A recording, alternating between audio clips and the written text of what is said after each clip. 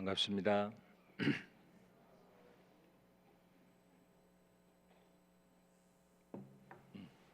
안녕하세요. 주 안에 다 잘 계셨습니까? 잠깐 기도하겠습니다.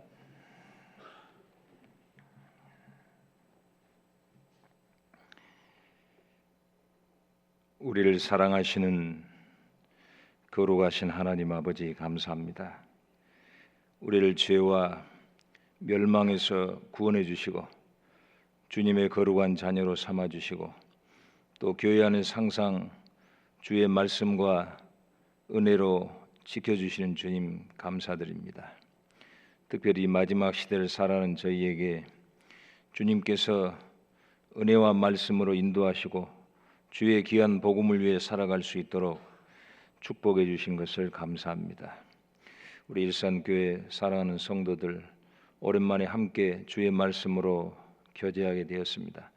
늘 주님께서 이 교회를 주의 말씀과 은혜와 사랑 위에 굳게 세워주시고 주의 복음과 영광을 위해서 귀히 쓰일 수 있도록 주님께서 늘 함께 하시고 인도해 주옵소서. 교회가 주를 위해 하고자 하는 모든 일 가운데 주님이 함께 하시고 오직 하나님의 영광만 드러날 수 있도록 인도해 주옵소서. 혹 형제자매들 가운데 병중에 있거나 또 여러 가지 시험과 곤란한 형편에 있는 형제자매 있다면 주님께서 늘 함께 하시고 도와주시고 위로해 주셔서 나머지 생에 주님만을 의지하며 더욱 열심히 살아갈 수 있도록 인도해 주옵소서. 한 시간 주의 말씀에 의지하면서 주 예수님 이름으로 기도드렸습니다. 아멘. 골로새서 3장 잠깐 보시겠습니다.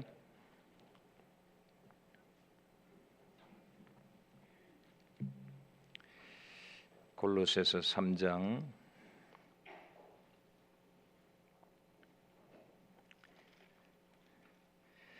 9절에서 11절입니다. 골로새서 3장 9절에서 11절입니다. 9절 중간부터 제가 읽겠습니다. 골로새서 3장 9절부터 11절입니다. 옛사람과 그 행위를 벗어버리고 새 사람을 입었으니 이는 자기를 창조하신 자의 형상을 좇아 지식에까지 새롭게 하심을 받는 자니라. 거기는 헬라인과 유대인이나 할례당과 무할례당이나 야인이나 스구디안이나 종이나 자유인이 분별이 있을 수 없나니 오직 그리스도는 만유시요 만유 안에 계시니라. 거기까지입니다. 지난 13일 날 입국했습니다. 코로나로 인해서 3년여 동안 제가 오지 못했었고요. 그리고 저도 전도하는 데도 지장을 좀 많이 받고 제가 가야 될 곳도 좀 못 가고 그래서 좀 어려운 시기를 보냈었습니다. 혹시 아시는 분 계시겠지만은 저희 스페인도 한국 못지않게 그 코로나로 많은 어려움을 겪었었는데요. 저희 교회에서도 코로나로 인해서 주님께 소천하신 분도 있고 여러 가지 좀 어려움이 있었습니다.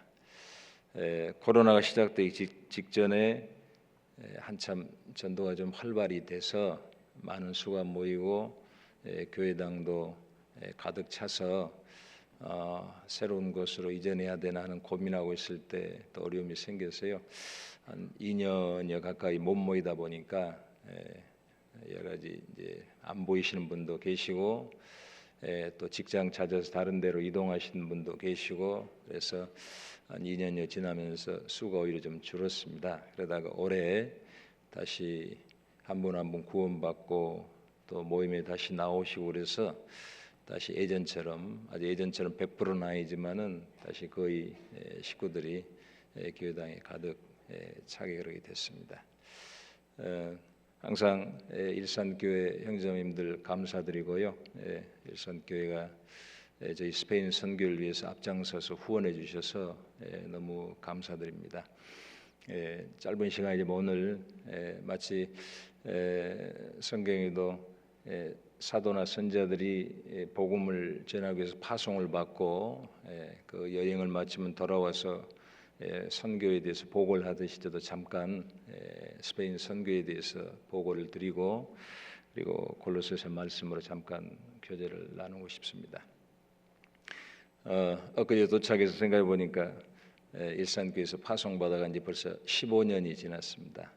엊그제 같은데 저희 아이들도 어리고 그래서 수주부할 때 여기서 인사드리고 출발했었는데 벌써 한 해는 시집을 가고 아이도 낳고 다들 커서 야, 참 세월이 빠르구나 하는 생각이 많이 듭니다. 저 보시고 많이 안 변했다 해서 너무 감사드리는데 그냥 좋은 인사로 생각하겠습니다. 몇 년 전에 광주에서 오래전에 봤던 청년이 스페인에 와서 잠깐 있었는데 저한테 그러더라고요. 목사님 죄송합니다만 맛이 좀 가셨네요 그러더라고요. 옛날에 좀 목소리도 카랑카랑하고 괜찮았었나 봐요. 그런데 웃으면서 그러던데 다들 이렇게 잘 계신 모습 보니까 너무 감사하고요. 주님 안에서 너무 감사하다는 말씀 항상 드리고 싶습니다. 제가 15년 전에 갈 때 일산교회에서 파송받아 갈 때 그때 스페인에 교회가 둘 있었는데 한 교회가 더 분가하면서 제가 마드리드로 가게 됐습니다. 제 목소리 잘 들리시나요? 그래서 그때부터 시작해서 이제 전도가 시작됐는데 현재 올해까지는 이제 올 여름에 교회가 하나 더 생겨서 지금 17교회가 저희들 이제 모이고 있고요. 파송 선교사님들은 10분, 스페인에서 세워진 자비량 선교사님들이 8분에서 18분이 지금 현재 전도하고 있습니다. 원래는 19분인데 그 중에 한 분은 작년 연말에 저희들이 또 루마니아로 파송을 보냈습니다. 소식 들으신 분들도 계시겠지만은 한 6, 7년 제가 루마니아를 다녔는데요. 그게 처음에 교회가 한 곳 세워졌다가 그 이후에 코로나가 거의 끝날 무렵에 다시 가서 전도하는 가운데 다른 모임이 하나 더 생겨서 한국 선교사 가서 교제하는 것에 대해서는 반드시 가르쳐야 되겠다는 생각이 들고 그래서요. 저희들 중에서 한 사람이 가게 됐습니다. 사실 외국 나가서 정착하기가 좀 쉽지만 않습니다. 특히 이제 어른들은 괜찮은데요. 아이들이 학교 문제나 학교에서 적응 못하고 오면 되게 마음 아프거든요. 그래서 저도 어렵다는 걸 아는데 그 선교사님들 이제 스페인 와서 정착을 이제 하시고 이제 몇 년 되신 분부터 한 10년 되신 분이 다 계시는데 무조건 보낼 수는 없으니까 자원해 달라고 좀 했는데 다들 고개를 숙이시며 기도만 하셔서 그냥 한 분 좀 가까이 가서 목사님이 가셔야 되겠습니다 했더니 그래도 그럼 제가 가겠습니다 하고 그랬어요. 또 어려운 결정을 해주셔서 지금 1년째 루마니아에 가서 전도하고 있는데 아주 잘 해주고 계십니다. 가서 지금 교회당도 한 곳은 건축이 됐고요. 또 새로운 곳에 그 전도도 좀 새로 시작돼서 열심히 하고 있어서 이제 저는 이제 루마니아는 안 가도 되고 그쪽에서 자체적으로 이렇게 하고 있고 저희는 이제 가는 곳이 이제 쿠바입니다. 쿠바는 공산주의 국가에서 이제 마음대로 들어가서 전도하기는 어렵고요. 다만 뭐 북한처럼 그러지는 않고요. 공식적인 설교는 허락이 안 돼 있지만 그리고 교회당을 공식적으로 세울 수는 없습니다. 그러나 가정에서 모이는 것은 허락을 해줍니다. 외국 선교사가 들어가서 설교하는 것은 이제 금지되어 있는데요. 그래도 감사하게 지난번에 몇 년 전에 집회할 때 읍장이라 그러죠. 그 어느 지역 조그마한 지역의 장 오셔서 그 말씀을 들었는데 그분은 말하자면 공산당원이죠. 원래 법적으로 하면 그분이 신고하면 저는 이제 거기서 이제 법적인 문제가 생길 텐데 제가 마침 하나님께서 일부러 그렇게 해주셨나 봐요. 설교하고 나서 미바 쿠바 그랬거든요. 뭐 우리로 하면 화이팅 쿠바 뭐 이런 식으로 근데 그게 되게 기분 좋았나 봐요. 그래서 마음에서 싹 용서를 해주시고 신고도 안 해주시고 그래서 무사히 잘 나왔습니다. 한 교회는 한 50여 명 모였었고요. 지금 좀 줄었습니다. 지금 코로나로 어렵고 쿠바가 경제적으로 되게 어렵습니다. 처음에 갔을 때 학교 선생님이 20불 받더라고요. 20달러 급여가. 의사들이 한 40불이라 받고 그랬는데 지금은 인플레이션 워낙 심해가지고 급여가 올랐어요. 30불, 50불 뭐 이렇게. 그래도 그걸 어떻게 살겠어요. 아침 한 10시 되니까 빵 하나씩 개인당 빵 이렇게 배급 이렇게 해주더라고요. 근데 되게 좀 어렵습니다. 특히 최근에 허리케인이 있어가지고 전기도 나가고 뭐 이렇게 단전 단수 이런 것 때문에 되게 고통받고 먹을 게 별로 없고 돈이 있어도 물건이 없고 물론 돈은 더 없고요. 이제 그런 상황인데 저희가 도우면서 계속 방문하고 있는데 한 교회는 한 50여 명 모이다가 계속 이제 서로 연락을 주고받거든요. 근데 젊은 부부들이 많이 미국이나 유럽 쪽으로 떠났나 봐요. 형제자매들이 살기가 너무 어려우니까 너무 궁핍하니까 먹는 것 자체가 궁핍하고 어려우니까 그래서 전도사님이 너무 아쉽다고 그러면서 사진들 보내오고요. 다른 쪽 교회는 한 30여 명 모이고 있습니다. 그래서 저희들이 이제 후원하는데 되게 이제 생필품이 되게 부족하다 많이 도와달라 그러고요.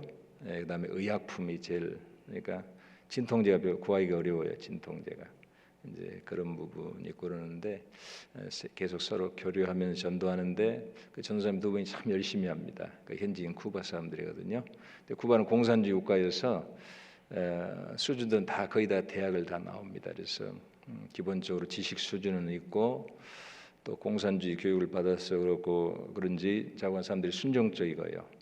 또 외부하고 차단되어 있기 때문에 순진하고요. 그래서 꾸준히 지금 전도가 되고 있습니다.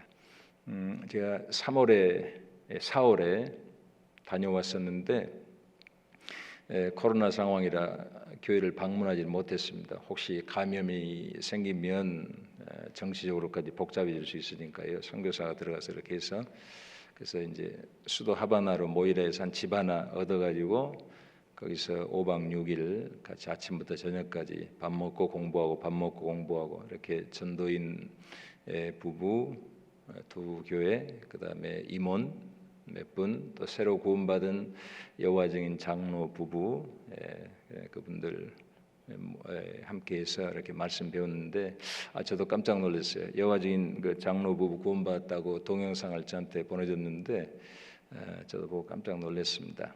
이 자매님이 먼저 구원을 받았는데 작년 연말에요. 30여 년 여호와 증인이 있었기 때문에 참 쉽지 않거든요. 근데 이제 본인이 여호와 증인이니까 저희 교회 그냥 대낮에 오기는 어렵고 굉장히 호기심이 있었나 봐요. 저희 교회에 대해서. 그래서 밤이면 담벼락 옆에서 전도 집회하는 거 몰래 들었다고 그러더라고요. 그래가지고 들으면서 마음이 열리고 나중에 전사님과 상담하고 구원받고 남편 여호와 증인 장로까지 전도해서 구원받고 이번에 그때 참여해서 간증하는데 확실하게 여호와 증인 교리 중에 구원받기 어려운 교리들 있지 않습니까? 확실하게 깨닫고 영원한 속죄까지 간증하는 것 듣고 참 감사했습니다. 근데 참 어려운데 어떻게 구원받으시가 이렇게 생각이 들었는데 그 자매님 보면 조금 제가 마음속에 와닿았어요.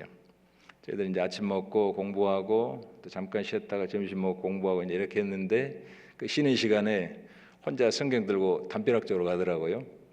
그래가지고 담벼락 앞에서 딱 담을 보고 의자 놔두고 성경 펴고 읽는데 1시간 이상 읽어요. 안 움직이고 항상 그렇게 읽는데 성경을. 그래서 깜짝 놀랐어요. 이야, 이렇게 성경을 읽었기 때문에 그나마 말씀을 들을 때 분별할 수 있었구나. 무조건 교리만 주입식으로 들은 게 아니고 그래서 참 특별한 분들이었고 찾는 분들이었구나 하는 생각이 많이 들었습니다. 되게 어려운 지역인데 하나님께서 저희들 통해서 전도의 문을 열어주셔서 너무 감사하고요.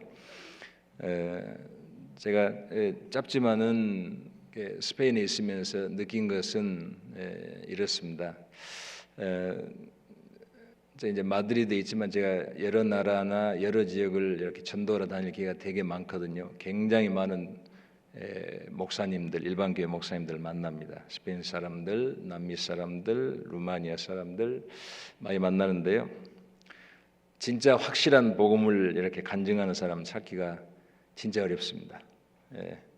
저도 이제 한국에 있을 때 우리에게 복음이 있다는 게 되게 감사하고, 그러나 어디든지 적은 수지만 복음을 가진 사람들, 복음을 전하는 사람들이 있을 거다, 그런 생각 항상 막연하게 생각했는데 참 찾기는 어렵습니다. 제가 15년 전도해 봤잖아요.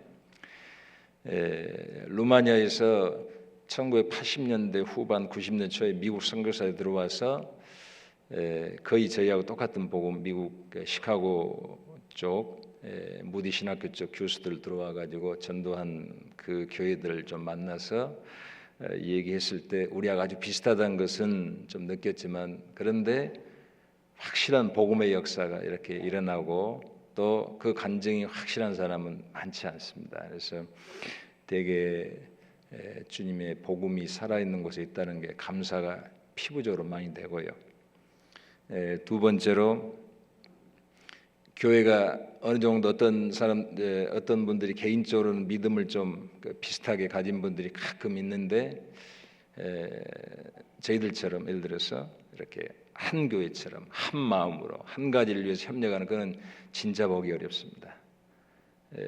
예수 그리스도를 머리로 해서 한 몸이다, 이런 표현을 우리가 쓰지만은 그런 교회들도 다 쓰거든요. 근데 실제로 한 가지 목적을 위해서 함께 연합해서 같은 보조로 수고하고 일하는 교회는 정말 찾기 어렵습니다. 거의 대다수 교회들이 개교회주의, 자기 교회, 교회를 원칙으로 보통 하고, 무슨 그룹이 형성되면 거기에 회원으로 가입하는 식으로 해서 어느 정도 자기들이 같이 보조를 마치려고 그러지, 정말 한 마음과 한 뜻으로 복음으로 교제한다, 이거는 정말 찾아보기 어려운 것 같습니다. 그래서 우리 한국 교회 올 때마다 또 저희들도 스페인에 전도해 보면 구원받고 같은 믿음을 가지면 똑같이 그렇게 마음과 생각이 바뀝니다. 그래서 이건 정말 기적이다, 주님이 하시는 일이라는 생각을 많이 갖고 또 많이 감사한 마음을 갖습니다.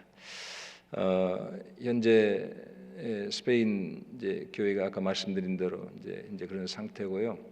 전체적으로 한 1,000명 정도 모이는 것 같습니다. 그래서 마음 같아서는 욕심 같은 더 활발하게 많은 지역에 전도가 돼야 되는데 좀 아쉬움은 있습니다만, 꾸준히 해마다 새로운 교회가 하나씩 세워지고 있고, 내년에는 그 지중해 중에 발렌시아라고 있는데 혹시 들어보시는지 모르겠는데, 그 바로 위에 또 새로운 교회가 하나 생겨서 전도인 2명, 현지 전도인 자비량 전도인 2명을 올 연말에 지금 세우기로 그렇게 했습니다. 그렇게 되면 저희 선교사들이 전도인들 전체 20명 연말 되면 그렇게 될 것 같고요.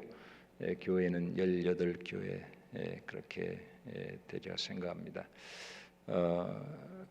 사도행전 13장에 보면 안디옥 교회, 사도행전 1장부터 12장까지는 예루살렘 교회를 중심으로 해서 베드로가 전도한 내용이 기록되어 있다면, 13장부터 안디옥 교회를 중심으로 해서 이방 선교 역사가 기록되어 있지 않습니까? 거기에 성령께서 일꾼들을 부르시고 교회 앞에 부르고, 교회가 일꾼들을 파송해서 복음을 전하는 모습 봅니다. 그래서 기도하면서 전송하는 모습이 보이는데, 이거는 바울이나 바나바 또는 어떤 일꾼들이 자기 힘으로 전도했다기보다는 교회 안에 계신 성령, 그리고 교회가 온 마음으로 뒤에서 기도하고 후원하고 수고했기 때문에 초대교회도 그런 결실이 있었다고 생각합니다. 우리 한국교회 너무 감사드리고요. 특히 스페인 선교를 위해서 이렇게 많이 수고해 주신 일산교회 이 자리를 빌어서 감사의 말씀을 드립니다. 제가 잠깐 자료 보여드리겠습니다. 최근에 저희들이 3년 전이죠. 그 이한 목사님 모처럼 모셔서 학예 수양회를 했었는데요. 그때 저희가 모였던 장소에 대강당에 사람들이 가득 차고 안에까지 다 들어가지 못해서 일부는 밖에서 들어야 했습니다. 상당히 불편한 장소였고요. 그리고 이한 목사님 전도 이렇게 설교하시면서 집회하시면서 아마 느끼신 게 있었나 봐요. 스페인은 되겠다, 그런 생각을 느끼셨나 봐요. 그래서 저에게도 여러 번 얘기해 주셨는데, 스페인이 진짜 본격적으로 전도하려면 수양관이 있어야 될 것 같다. 이렇게 모이면 안 되고 수양관이 있으면 전체 스페인 성도들도 한 마음으로 모일 뿐 아니라 더 힘있게 전도가 될 거라고 수양관을 좀 준비해 보는 게 좋겠다고 그렇게 얘기를 해주셨습니다. 그래서 그때부터 이제 수양관을 저희들이 할 수 있는 수양관을 좀 찾았는데요. 수백 명, 1,000명이 동시에 모일 수 있는 공간을 확보하기가 외국에서는 좀 쉽지 않거든요. 왜냐하면 되게 법적으로 까다롭고 요구 조건이 많고 그래서 어려운데 그래도 좋은 자리가 나오기를 기도하면서 계속 찾았습니다. 그러다가 처음에 마드리드 이 교회에서 가까운 곳에 좋은 빌딩이 아주 저렴하게 나와서 너무 잘 됐다 싶어서 계속 가격 협상을 했죠. 원래 건축할 때 그 빌딩이 이미 20년 전에 한 580만 유로, 600만 유로 가까이 들었던 600만 유로면 한 80억 됩니다. 그런 빌딩인데 250억에 나와 있어요. 죄송합니다. 250만 유로에 나와 있습니다. 제가 시차 적응 좀 안 돼서 가끔 좀 헷나와도 이해해 주십시오.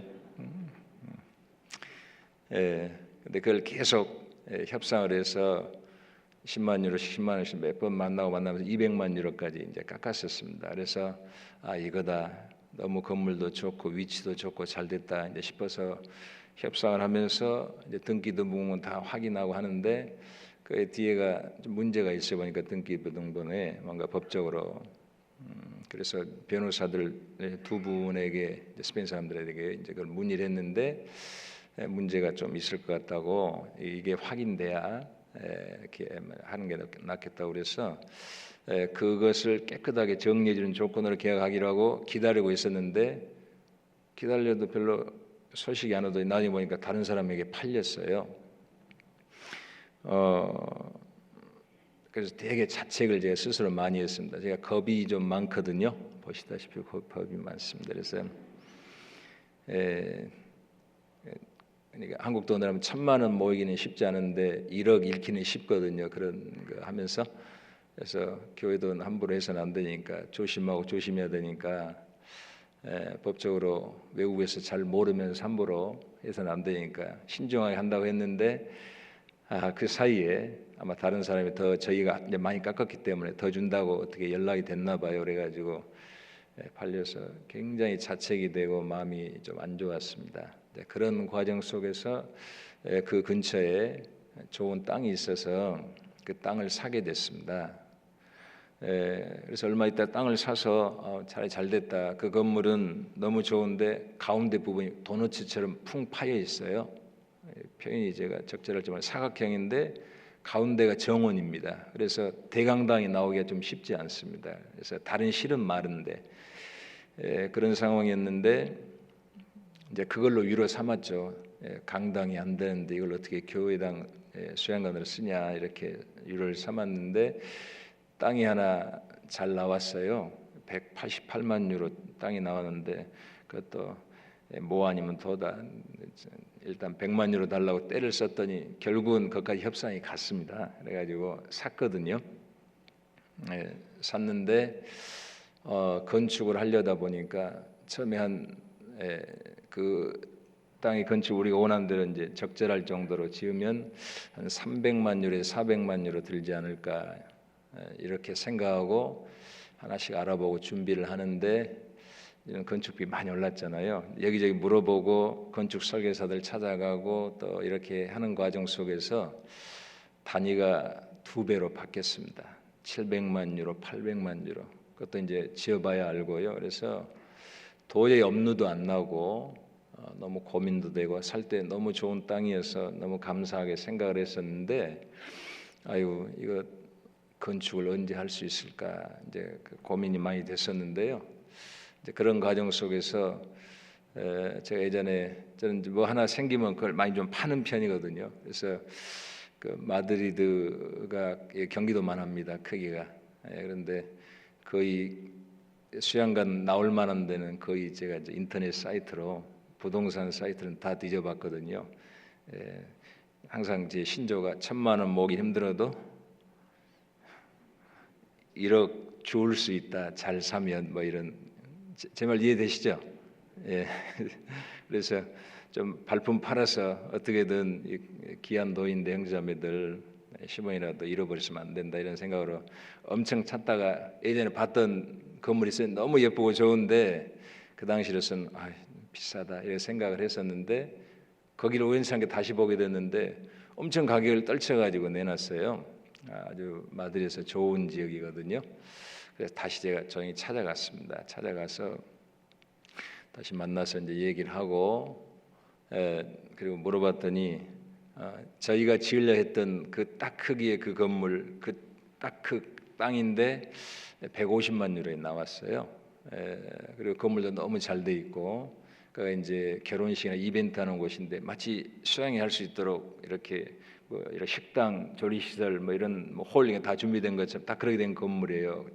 보존도 완벽하게 돼 있고 너무 잘 됐다 싶은데 그 옆에 또 집들이 있고 또 식당이 있고 그런데 모습이 딱 어디 한 다 관련된 건물 같아서 물어봤더니 다 동일하게 주인 거더라고요. 그래서 계속 협상을 하는 가운데 저희들이 저렴하게 그 전체 걸 다 받게 됐습니다. 그래서 그게 이제 300만 유로, 300만 하고 5만 유로 협상이 돼서 저희가 지으려 했던 것보다 1.5배 더 크고 땅도 2배 좀 이상 더 크고 건물은 완전하게 보존된 상태에서 아마 그 주인이 코로나로 돌아가셨나 봐요. 그래서 자녀들이 상속을 했는데 자녀들이 그 큰 건물을 다시 사업을 시작하기 너무 돈이 많이 들고 그래서 이제 처분하려고 이제 싸게 이렇게 주인을 찾고 있었는데 사람들도 엄두가 안 나죠. 지금 장사하기가. 그래서 이제 내놓은 상태에 가격이 계속 떨어졌는데 저희하고 연결이 됐습니다. 그래서 감사하게 지금 계약이 돼 있는 상태고요. 잔금을 내년 1월 초에 치르기로 한 상태에 현재 있습니다. 그래서 너무 감사하고요. 전도인들도 어떤 일을 하다 보면 좀 서로 의견 차이가 있을 수 있거든요. 그런데 같이 가서 저희가 한 2번 봤는데요. 100%다 오케이입니다. 너무 좋습니다. 우리를 위해 준비된 것 같습니다. 그런데 특히 그 스페인이 한국의 한 5배 정도 큽니다. 제가 주로 한쪽 기퉁이에서 많이 이렇게 수양이나 모임을 해야 되는데 반대편에서 오신 분들은 보통 1000km, 1200km 운전하고 오셔서 2박 3일, 3박 4일 왔다 가야 되니까 되게 힘들거든요. 그런데 마드리드는 딱 한 복판이에요. 사람은 배꼽 정도 되는 복판이어서 다들 마드리드가 했으면 했는데 위치도 좋고 건물도 좋고 가격도 저희들이 실제로 진다면 2배에서 3배 가까이 들 그런 가격인데 저렴하게 사게 돼서 너무 감사한 마음입니다. 그래서 많이 기도해 주셨으면 너무 좋겠고요. 잠깐 좀 보여드리겠습니다.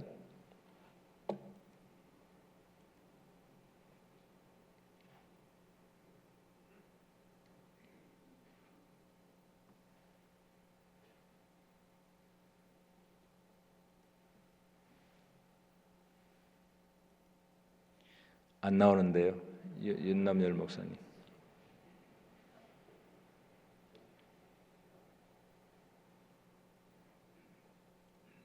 이제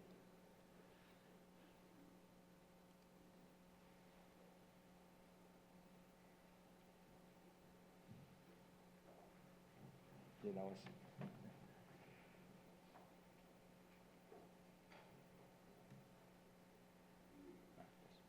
네. 예.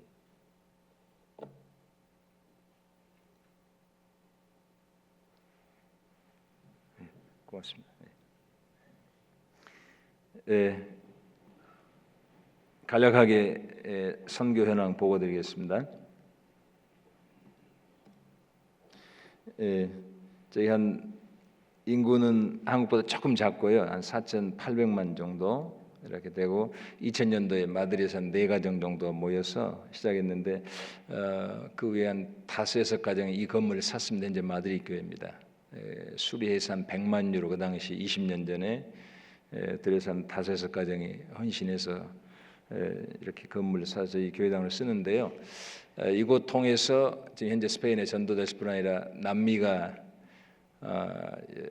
스페인에서 복음이 처음 들어갔거든요. 제가 2009년도에 간지 1년 뒤에 남미 처음으로 들어가서 전도하게 됐고요. 에콰도르, 그다음에 또 다른 선교사님 페루 들어가고 볼리비아 들어가고 그러면서 시작돼서 얼마 전에 권 목사님 왔다 가셨다면서요.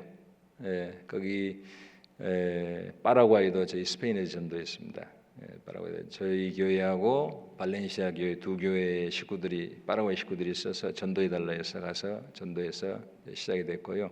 콜롬비아도 저희들이 시작했고 에콰도르 제일 먼저 들어갔고 그렇게 해서 남미 전도와 이 건물에서 그렇게 시작이 됐습니다. 그리고 이제 루마니아, 쿠바 이렇게 하고 있는데요. 이제 식구들은 이제 거의 다시 여지반이 모인데 교회당은 그렇게 크지 않습니다. 대강당은 크지 않은데 그래서 좀 좁아서 위에를 좀 리모델링해서 동시에 설교를 인터넷으로 들을 수 있도록 좀 그렇게 바꿔놓은 상태입니다.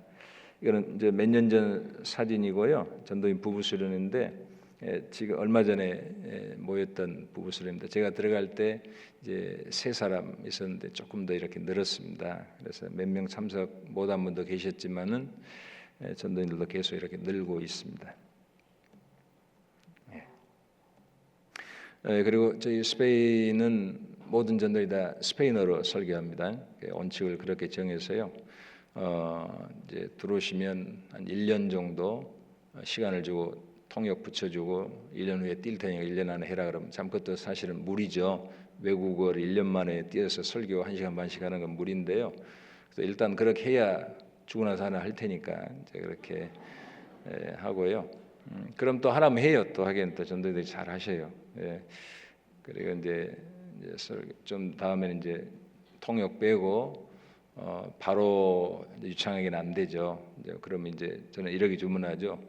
뭐 유창하게 우리가 못하면 내용이라도 좋아야 되니까 설교 내용이라도 잘 만들어서 최대한 해보라고 이제 하고 처음에는 안 되면 한 30분 이렇게 해서 조금씩 늘려갑니다. 그래서 저희들은 다 통역 없이 하고 우리 이제 현지 전도인들도 있기 때문에 다 스페인어로 다 교제하고 다 그렇게 하고 있습니다.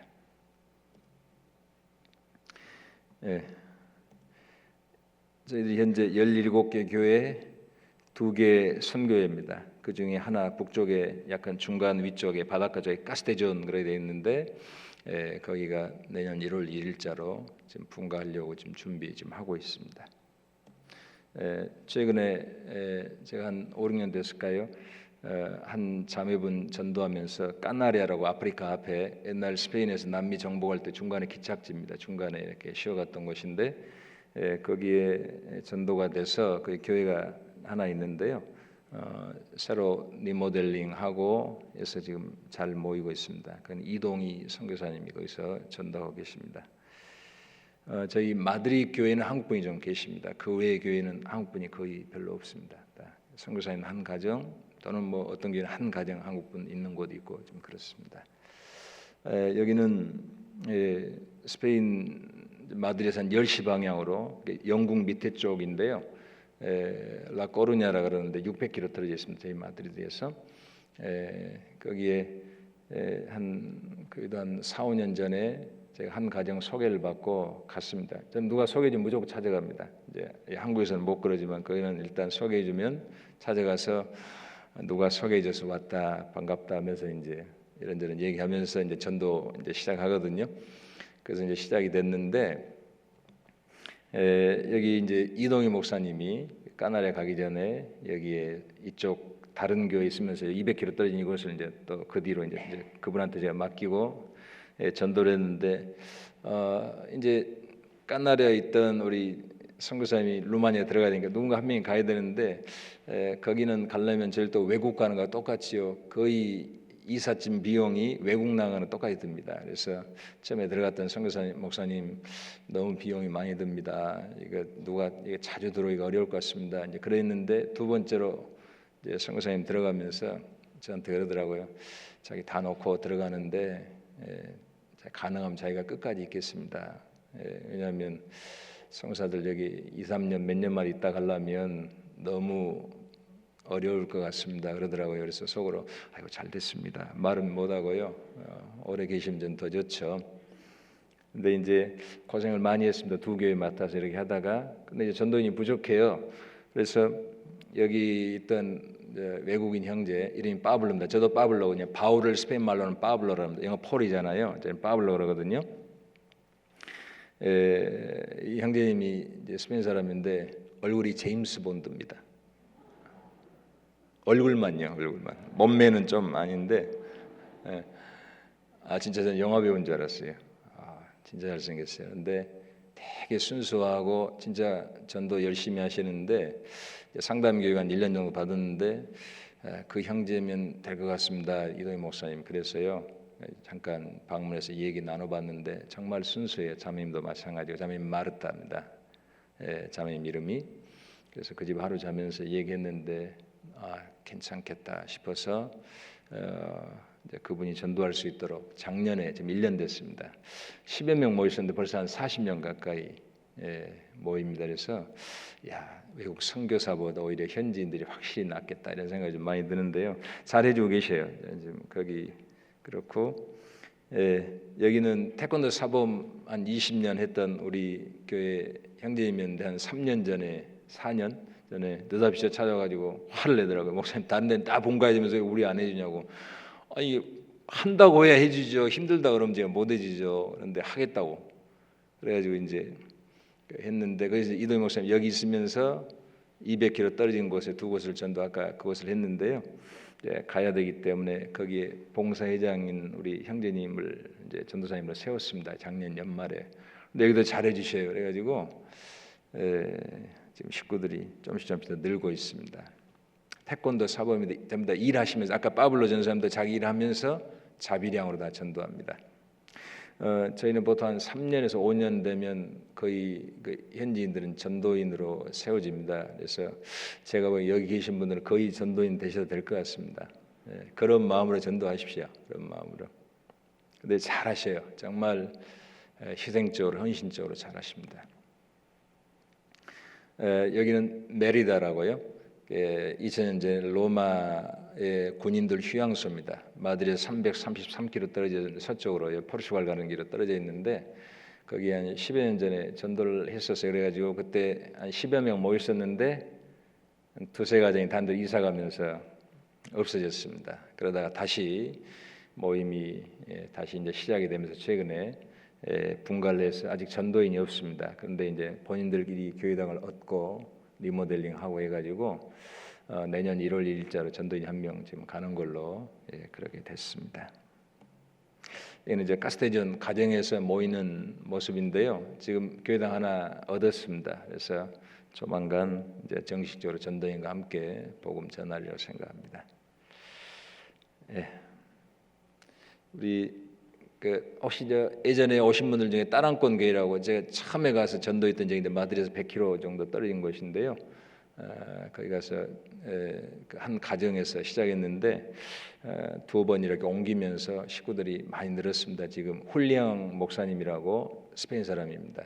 아주 재치도 있고 말도 잘하고 아주 재밌는 분인데 전도를 잘하셔요. 그래서 지금은 교회당에 이렇게 많이 사람들이 모입니다. 이것도 우리 자비량 전도사입니다. 훌리앙 전도사 목사님도 자비량 선교사, 자비량 전도인, 무르시안 여기도 자비량 목사님, 다들 그렇게 다 열심히 해주시고 계십니다. 이게 발렌시아 새로 건축한 모습이고요. 이렇게 각자 자기 위치에서 이렇게 전도하고 있고, 루마니아는 건축을 첫 번째 교회 했었고요. 이게 루마니아 첫 번째 교회 지금 현재 건축된 교회에서 모이는 모습이고요. 루마니아는 루마니아 말씀입니다. 루마니아, 로마 좀 비슷하죠. 자기들 로마의 후예라고 생각합니다. 로마 사람이라고. 그래서 언어도 라틴어하고 비슷하고요. 두 번째 교회 비스트리차라고 그 옆에 지역인데 여기 목사님이 엠마누엘 목사님입니다. 루마니아 사람이고요. 이 교회 맡아서 지금 전도하고 있습니다. 쿠바는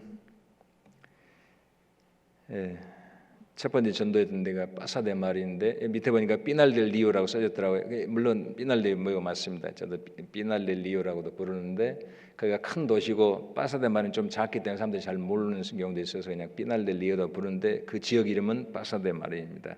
원래 이 집 만디 전사님 집에서 모였는데 교회당으로 집을 개조를 했습니다. 그래서 지금 교회당에 돼서 교회당에서 모이고 있고요. 여기는 까마구이라고 쿠바가 이렇게 긴데요. 거의 반대편입니다. 반대편인데 거기에 형제자매들 약 20여 명, 30명 모이는 모습입니다. 쿠바는 이제 가끔 들어야 되는데요. 진짜 불쌍합니다. 그래서 저희들이 선교하는 지역이니까 같이 기억나시는 대로 기도해 주시면 좋겠습니다. 이제 스페인 수양관 잠깐 소개해드리겠습니다. 2019년에 마지막 저희들 이제 수양회 코로나 전에 모일 때 자리가 꽉 차서 사람들이 못 들어가고 그래서 이제 수양관을 이제 찾기 시작했는데요. 저희가 찾은 곳이 이곳입니다. 이제 항공 사진인데 여기 보시면 정 가운데 건물 3개 있고 돌로 된 마당 보이는 이곳인데요. 제일 가운데 있는 건물이 본당이 될 건물이고 한 850평에서 900평 되는 건물이고요. 지하 1층, 반지하, 그다음에 2층이 있고 위에 다용도실 있습니다. 그리고 정원이 있고 앞에 그리고 이건 집이 두 채입니다. 붙어 있습니다. 스페인에서는 이런 걸 아도사도라 그러는데 두 집이 붙어 있는데 앞에 보면 테니스장이 있어가지고 테니스 선수들이 가서 숙소로 쓰는 곳입니다. 그래서 많은 사람이 들어갈 수 있습니다. 그리고 오른쪽은 식당입니다. 그래서 이 건물이고요. 한 달 전에 여기 성남 분들이 성남 우리 교회에서 오셔서 사진 잠깐 찍었던 장면이고요. 길 쪽에서 들어가는 입구 다 잘 돼 있습니다. 아주 잘 돼 있고요. 저쪽 정원 쪽, 그다음에 그 집 있는 쪽, 정원 쪽에서 본당 쪽 본 사진이고요. 반대편에 찍은 거고 이게 그 두 집 붙어 있는 그 집 모습입니다. 이게 식당이고요. 그 외국 살다 보면 법을 잘 모르는 게 되게 좀 두렵거든요. 한국에서도 건축할 때 싸게 계약했다가 자꾸 공기 늘리고 설계 바꾸라 그러면 좀 어렵지 않습니까? 근데 제가 건축 잘 모르거든요. 그래서 건축을 한다 생각하면 항상 마음속에 부담이 돼요. 만에 하나 일이 잘못돼 자꾸 늘어진다든지 허가가 잘 안 나온다든지 허가가 되게 복잡하거든요. 그다음에 건설하시는 분들이 혹시 저희들 소개를 한다 그러면 엄청나게 복잡한 일이 생길 텐데 항상 그걸로 좀 몇 년간 짓눌렸어요. 마음속에는. 근데 하나님이 제가 부족한 일 잘 아시고 아예 지어진 걸로 그냥 고민하지 말라고 주셔서 고민 좀 덜하고 지금 아직 마지막 잔금이 안 치러져서 그날까지 지금 떨리는 마음으로 주님 잘 되게 해주세요. 지금 그러게 있습니다. 저희 현재 마드리 교회당 그 작은 건물로도 이렇게 전도를 그동안 주님이 할 수 있도록 도와주셨는데 길을 열어주셨는데 이곳이 세워진다면 저희들이 수양관으로 시작한다면 더 많은 지역에 더 힘있게 전도할 수 있으리라 확신을 갖고 있습니다. 저는 스페인뿐 아니라 꿈이 있거든요. 스페인뿐 아니라 유럽에 루마니 하듯이요 계속 기회가 닿는 대로 전도하려고 그러고 또 스페인어를 쓰는 많은 사람들이 유럽에 흩어져 삽니다. 굉장히 많이 삽니다. 그래서 그분들하고 연결되면 엄청난 많은 곳에 복음을 전할 수 있다고 생각하고 이곳은 수양회장으로만 쓰려는 게 아니고요. 저희들 선교사들이 항상 첫 번째 사명은 일꾼 만드는 겁니다. 일꾼.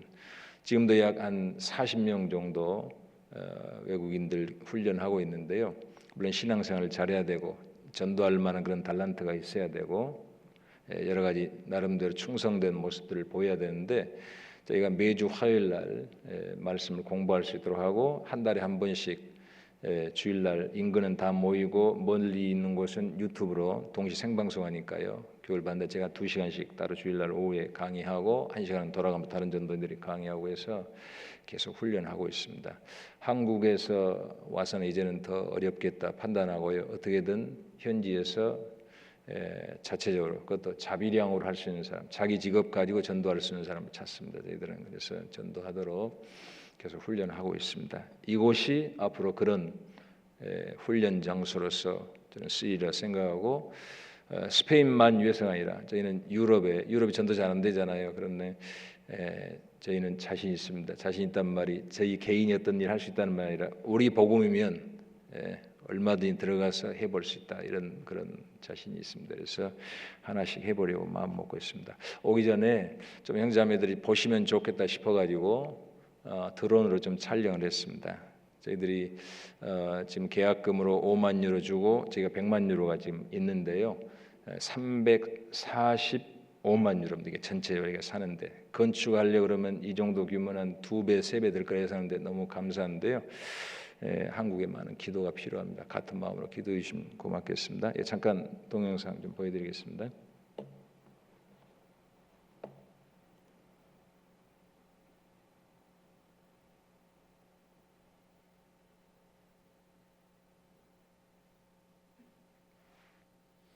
오늘 제가 말을 늦게 했더니 컴퓨터도 좀 늦네요.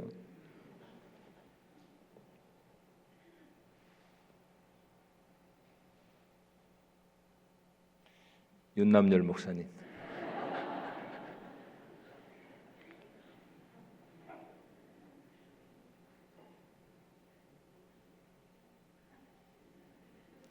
무슨 해결사 같으세요?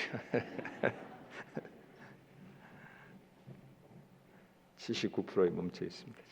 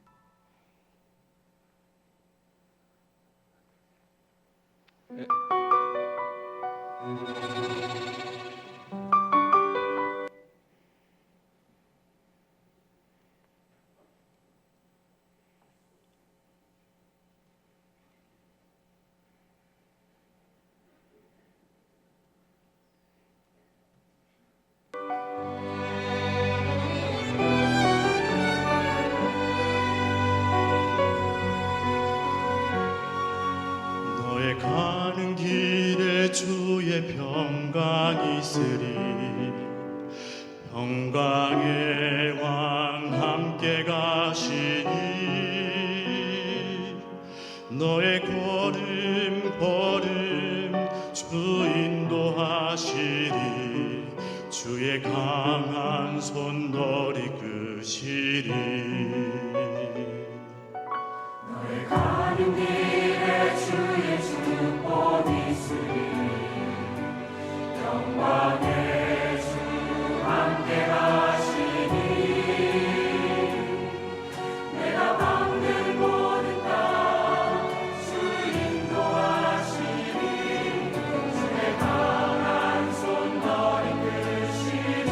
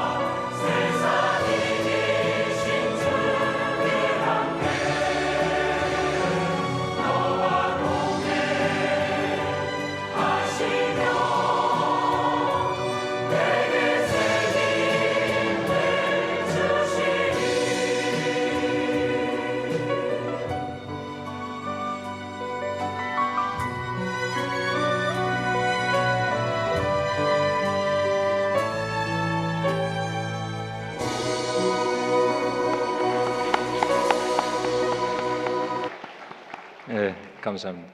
15년 전에 저 보내실 때 이 찬송 불러주셨거든요. 찬양대에서. 그래서 배경음악으로 깔았습니다.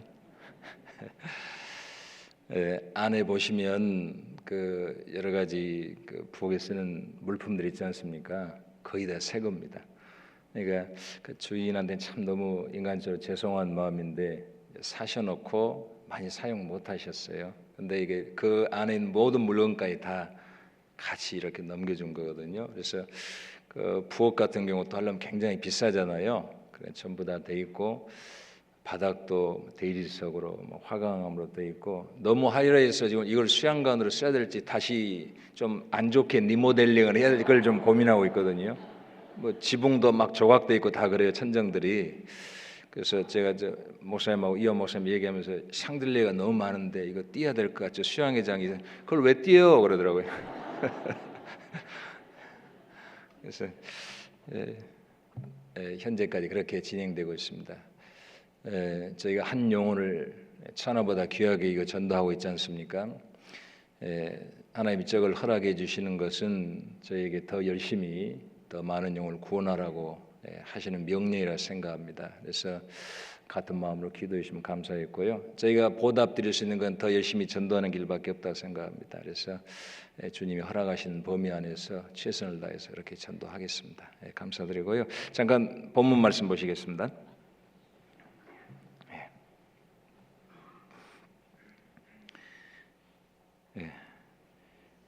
골로새서 3장 11절만 보겠습니다. 11절 맨 마지막 부분 보시면요. 오직 그리스도는 만유시요 만유 안에 계시니라. 오늘 제목이다 합니다. 모든 것이 되시는 그리스도 제목이 오늘 그렇게 되어 있는데요. 오직 그리스도는 만유시요 만유 안에 계시니라. 참, 만유란 말이 좀 어려운 것 같아요. 보통 잘 안 쓰는 말이니까요. 근데 뭐 뜻을 어느 정도 아시겠지만 우주 안에 있는 모든 것을 말하거든요. 모든 것, 만유 모든 거니까 스페인 말은 이렇게 되어 있어요. 그리스도 es el todo. 주님은 모든 거다. 이렇게 되어 있거든요. 그러니까 이 주님이 모든 것이다. 그리고 모든 것 안에 계신다.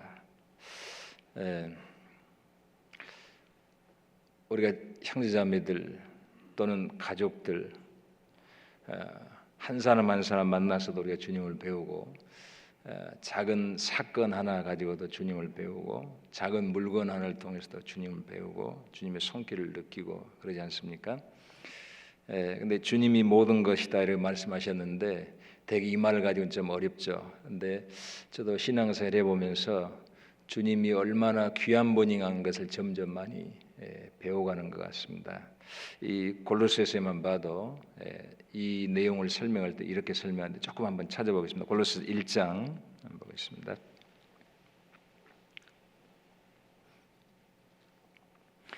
1장 28절 우리가 그를 전파하여 자 여기까지입니다. 우리가 전도하는 것은 간단히 말하면 그리스도를 전하는 겁니다. 물론 그분이 하신 일을 함께 전하지만 그리스도를 전하는 겁니다. 우리가 전도하는 것은. 그래서 4장 보시면 4장 3절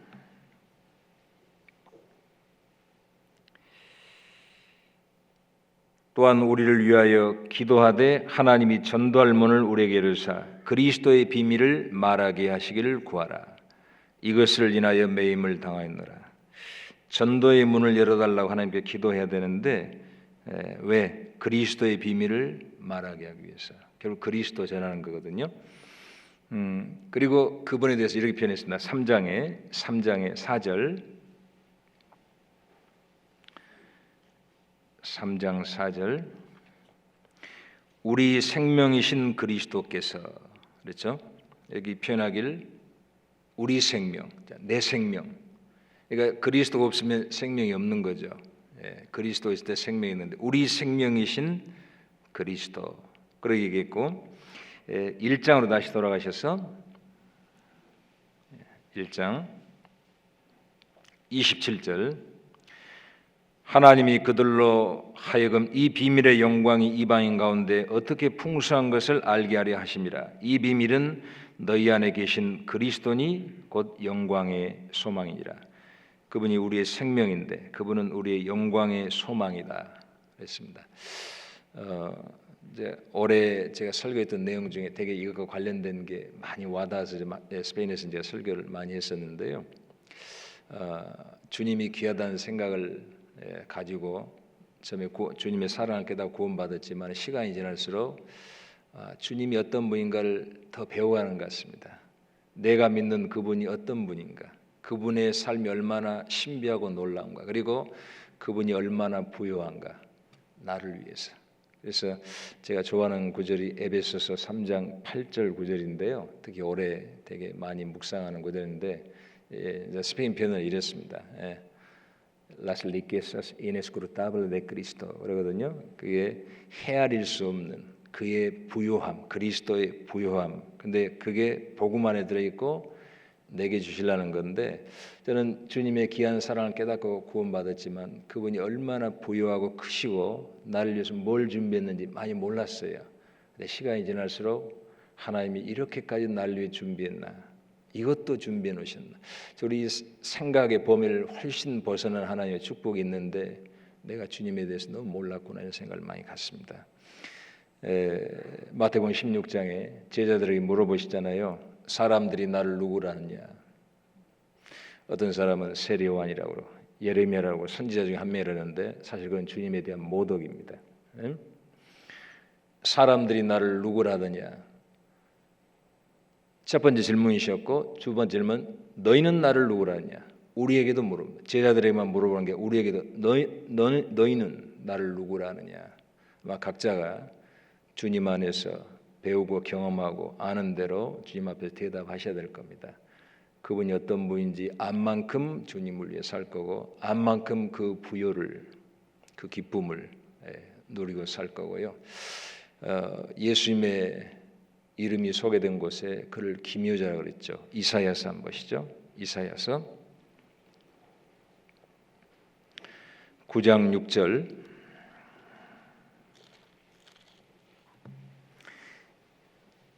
이사야서 9장 6절.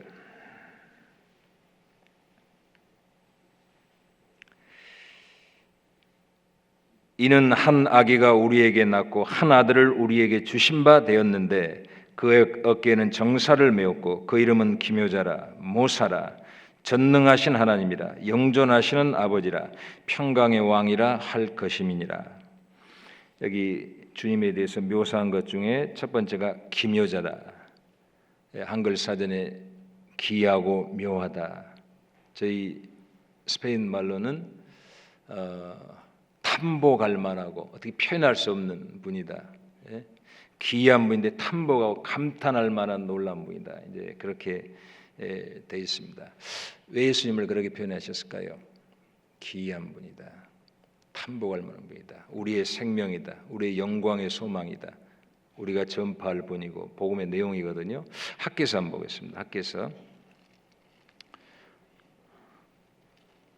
2장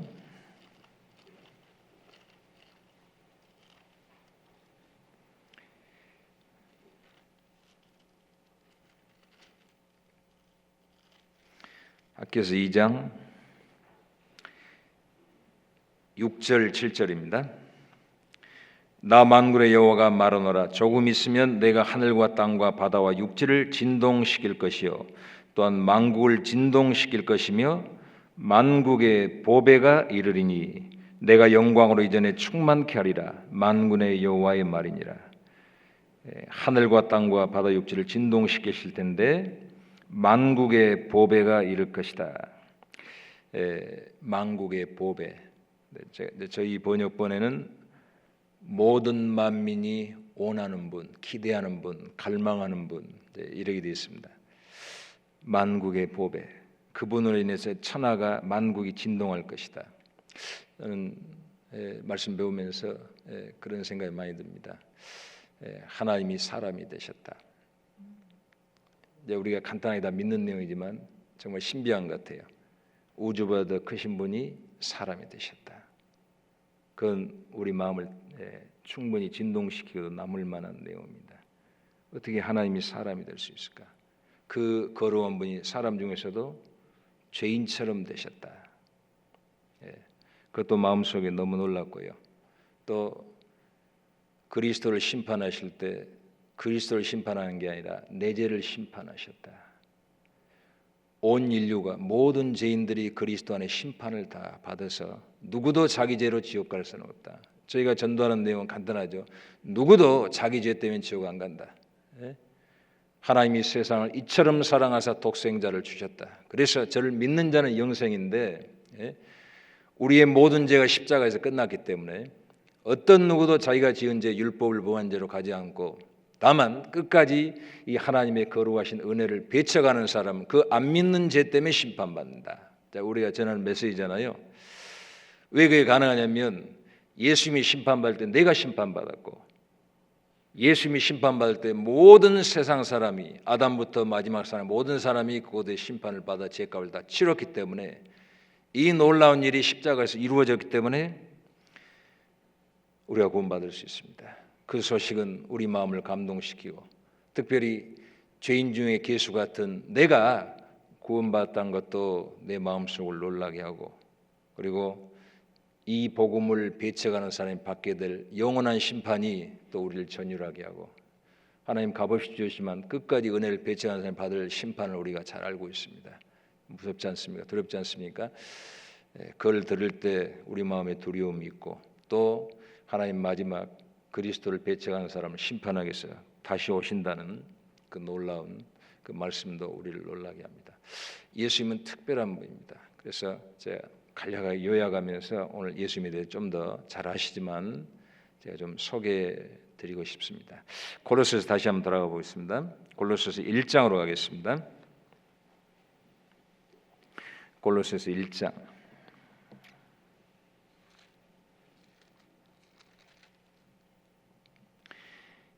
26절을 보겠습니다.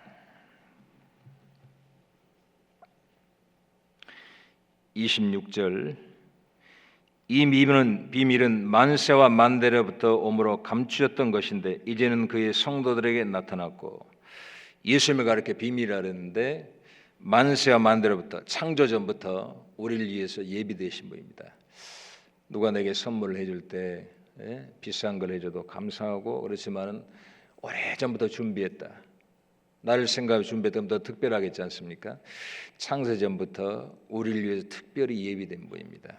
그래서 그분을 비밀이라고 그랬습니다. 성령으로 깨달을 수 있으니까 그 준비된 그분이 그분 안에 모든 생명과 보화가 가득 들어있다 했거든요.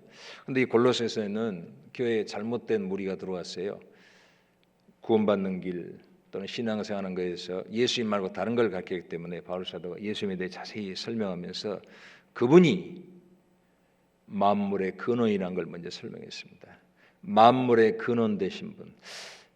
일개 인간인데 우리 육신의 눈으로 보면 33년의 젊은 나이 생애를 살다간 이스라엘 북쪽 나사렛에서 목수의 아들로서 배운 것도 없고 가진 것도 특별히 없는 일개 인간에 불과한데 우리 사람의 눈으로 볼 때 이 골로새서는 바로 그분이 만물의 근원 되신 창조주라는 것을 아주 명확하게 얘기하고 있습니다. 그래서 예수님이 특별하냐?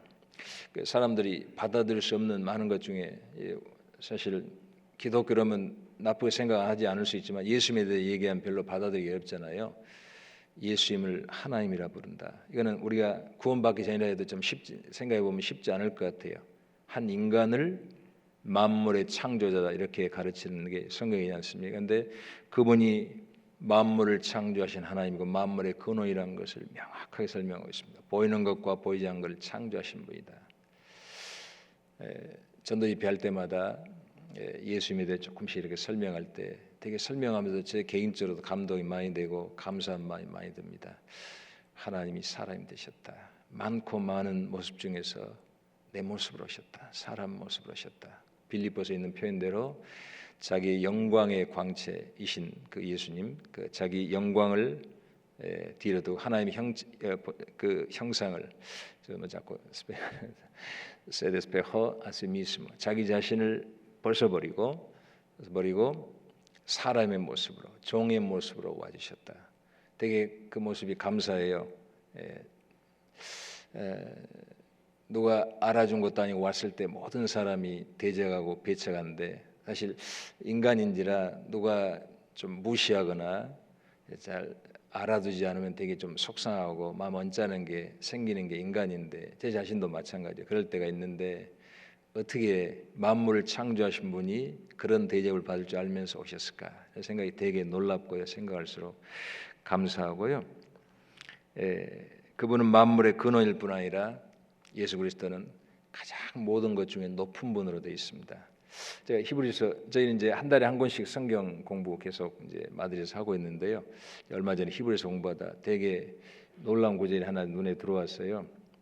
모든 하늘 위에 올라가셨다는 에베소서와 같은 그 내용이 들어 있는데, 가장 높이 계신 분은 하나님인데 왜 굳이 예수님이 대제사장이라 그러면서 모든 하늘 위에 가장 높은 곳에 올라온 분이라 써놨을까?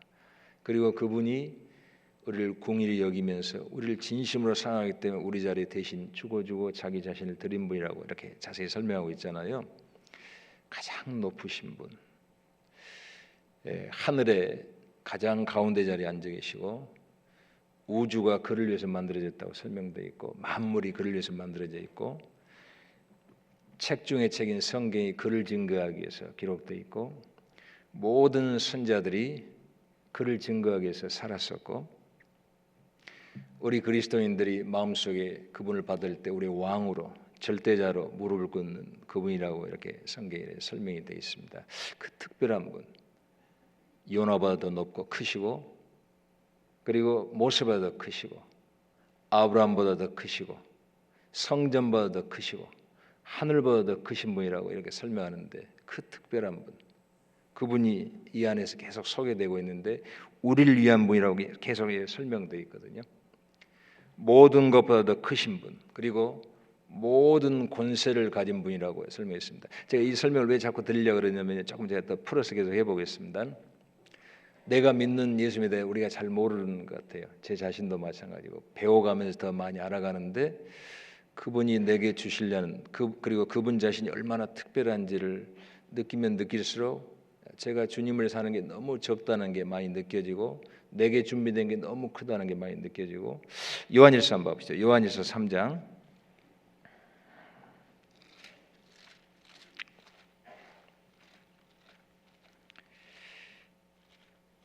요한일서 3장 2절입니다.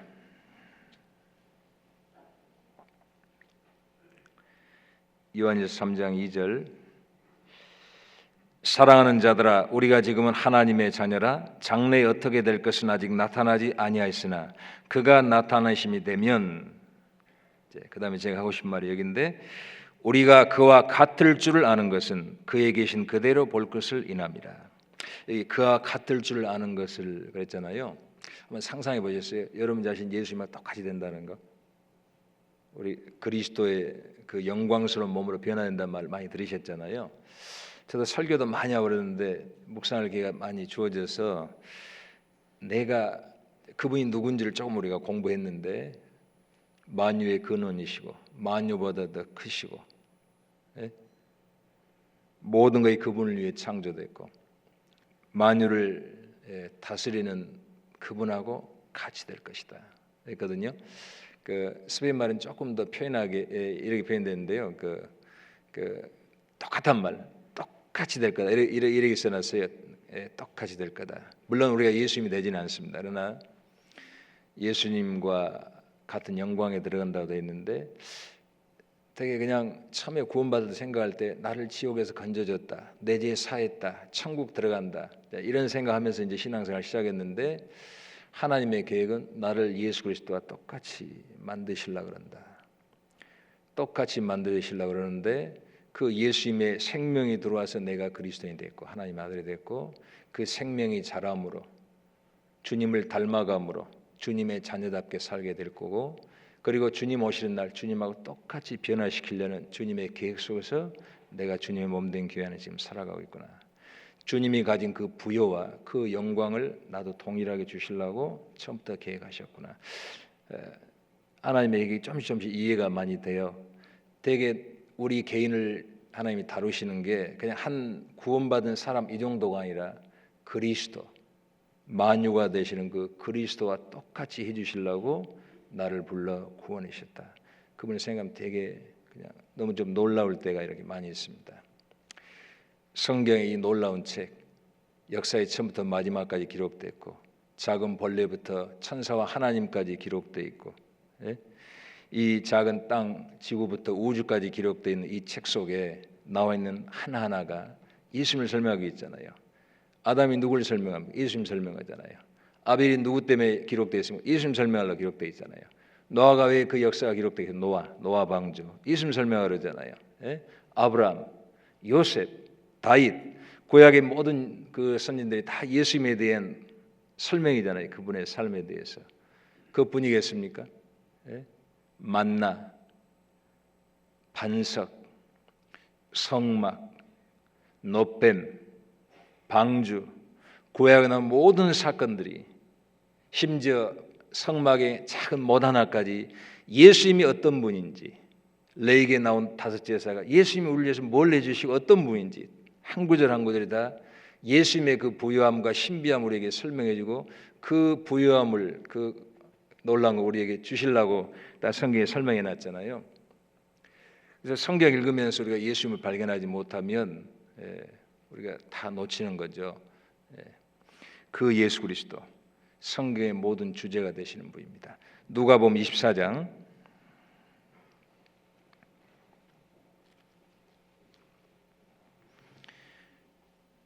누가복음 24장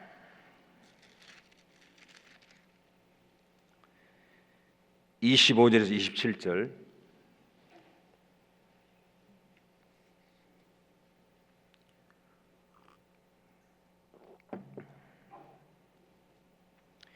(25절에서 27절입니다)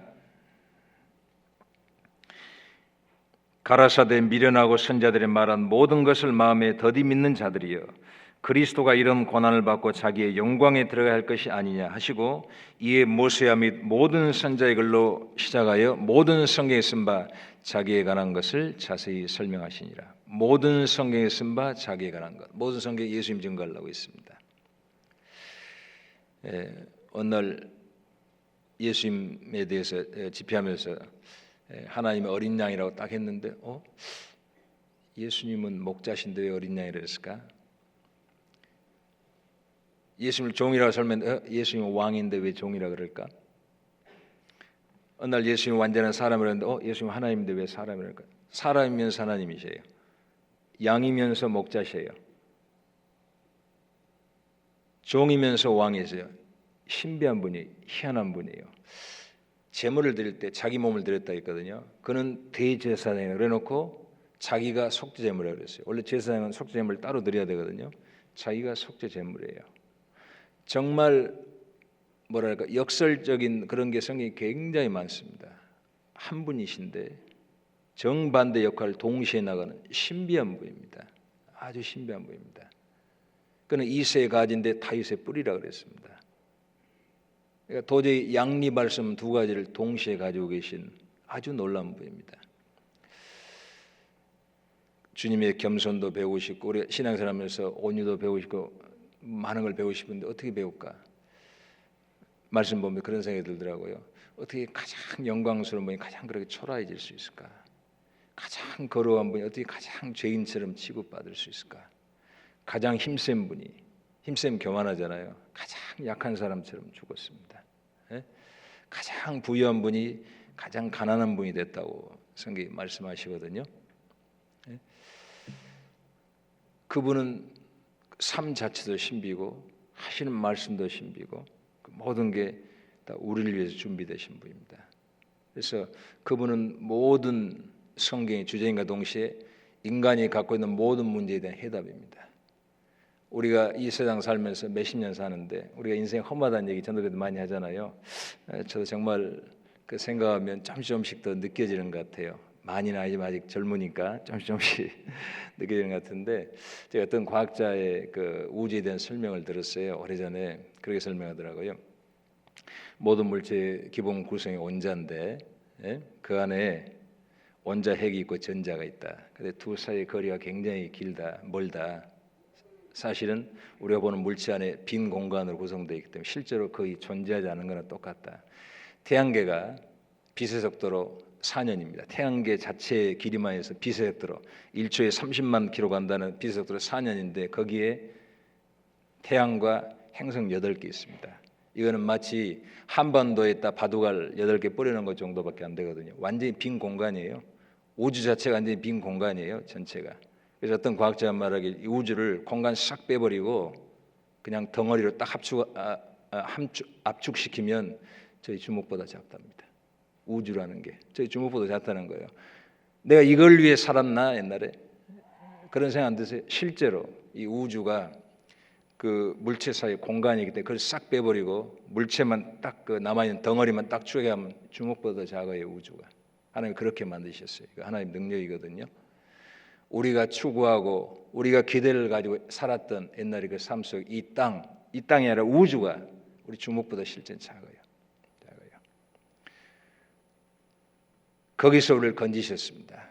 그분이 우리의 모든 해답을 풀어줍니다. 인생의 목적, 내가 왜 태어났나? 그분이 답을 해주시잖아요. 예수님이 영생을 얻기 위해 왔고 하나님의 자녀가 되기 위해서 이 땅에 태어났고 영원한 세계를 위해서 지음받았고 그 나라에 들어가게 죄 문제 어떻게 해결해야 됩니까? 예수님 유일하게 답해 주십니다. 죄를 어떻게 해결하는지, 천국에 어떻게 들어가는지, 거듭나는 거 어떻게 하는지 오직 예수님이 대답해 줍니다. 내가 구원받은 후에 죄 때문에 많이 고민하고 죄와 싸우고 넘어지고 하고 또 가끔 유혹도 받는데 죄를 이기고 정상적인 그리스도인 생활을 어떻게 할 수 있습니까? 그분이 가르쳐 주십니다. 주 안에 그 답이 있습니다. 하나님 앞에 부끄러움 없이 설 수 있는 길, 하나님을 기쁘시게 할 수 있는 길, 내 삶 가운데 일어나는 모든 일들 그 안에서 그리스도인답게 살 수 있는 길 어떻게 할 수 있습니까? 주님이 답을 줍니다. 그분의 삶 속에 답이 있거든요. 모든 인생의 해답이 되시는 분 예수 그리스도입니다. 그 외 어떤 해답도 없습니다. 어떤 철학자도 오늘 아침에 잠깐 그 목사님하고 그 붓글씨 저기 밑에 그 입구에 붓글씨 써진 거 있잖아요. 강당 들어오는데 밑에 아니 지금 그 만나실 앞에 목사님 집무실 앞에 거기 붓글씨 하나 써진 거 아실 거예요. 그분이 강주 부인데요. 수십 년간 절에 다니면서 스님들하고 같이 붓글씨 썼던 분이에요. 근데 그분이 일주일 말씀 듣고 완전히 변화해서 구원받고 절 딱 끊어버려요. 이게 절에 많은 스님들이 그분 잘 알거든요.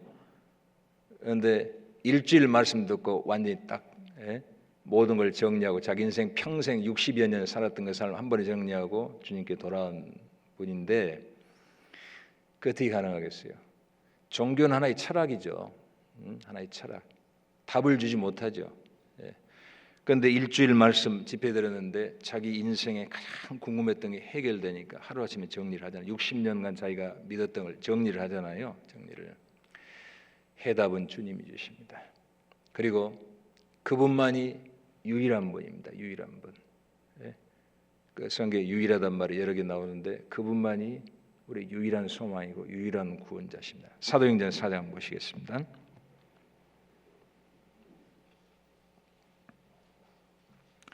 사도행전 4장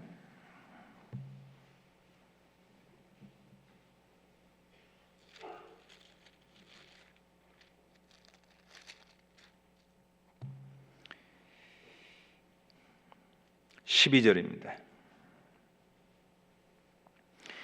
12절 다른 이로서는 구원을 얻을 수 없나니 천하 인간의 구원을 얻을 만한 다른 이름을 우리에게 주신 일이 없음이니라 하였더라. 유일한 분, 구원자로서 유일하고 중보자로서 유일하고 교회의 머리로서 유일하고 심판자로서 유일하고 그분이 심판하시고 오직 그분이 유일한 분입니다. 거기에 베드로 너도 안 되고 마리아 너도 안 되고 그 자리에 어떤 우리의 공로를 넣어도 안 되고 예수님이 유일한 분입니다. 우리 삶의 유일한 분입니다.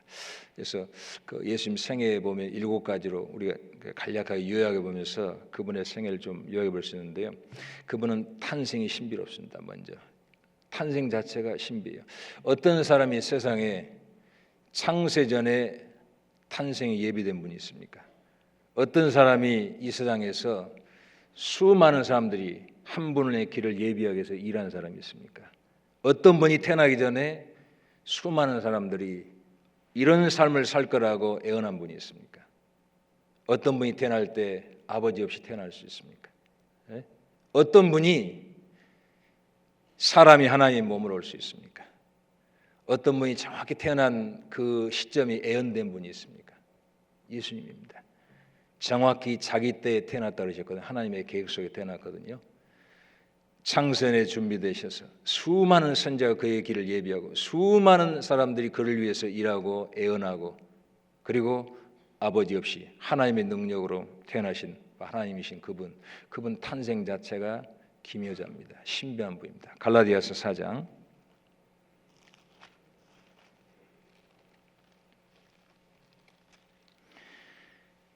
4절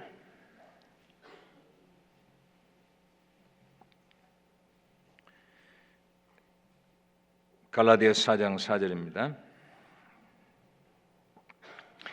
때가 참에 하나님이 그 아들을 보내사 여자에게서 나게 하시고 율법 아래 나게 하신 것은 5절입니다. 율법 아래 있는 자들을 속량하시고 우리로 아들의 명분을 얻게 하려 하심이라. 때가 참에 그랬습니다.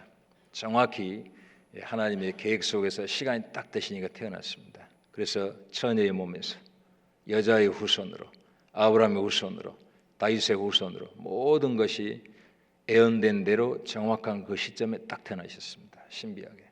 그분은 탄생이 아주 신비한 분입니다. 우리 사람 머리로 이해할 수 없는 분입니다. 그분의 생애는 더욱 놀랍습니다. 인류 역사에 누가 율법을 완전히 지킨 사람이 있습니까? 예수님은 율법을 완전히 이루신 분입니다. 그의 삶에는 흠이 없었습니다. 만일 흠이 있었다면 우리를 구원할 수 있는 분이 되지 못하죠.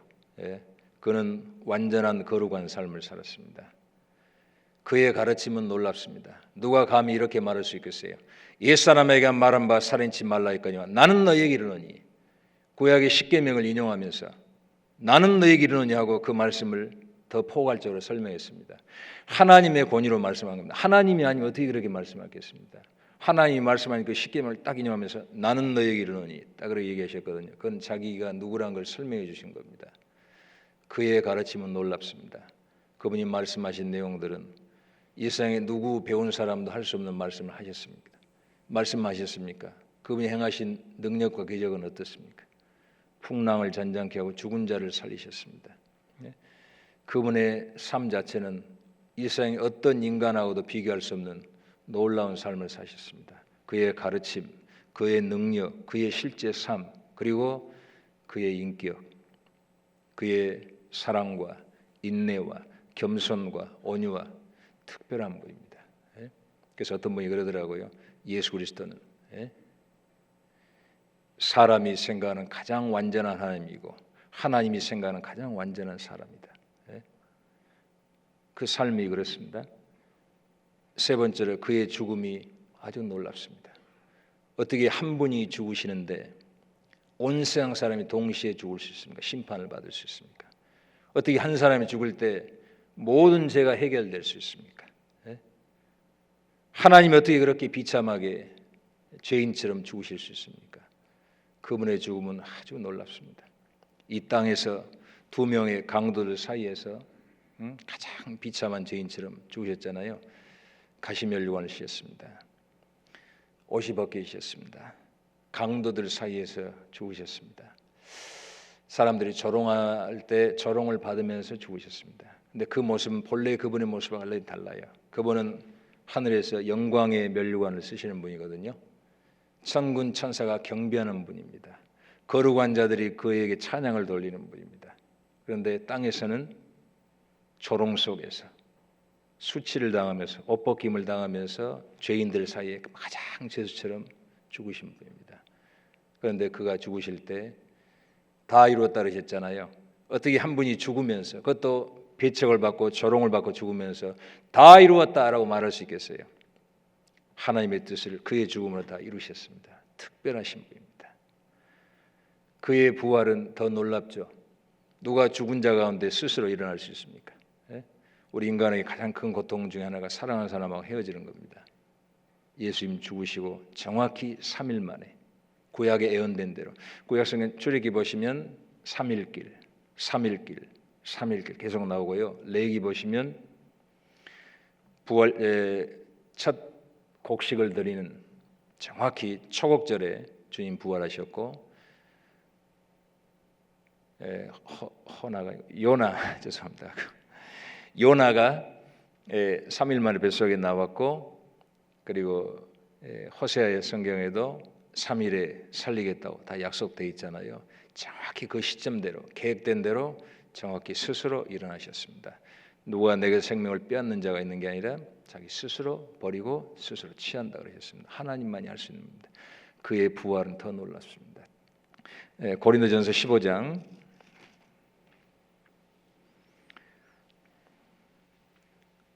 고린도전서 15장입니다.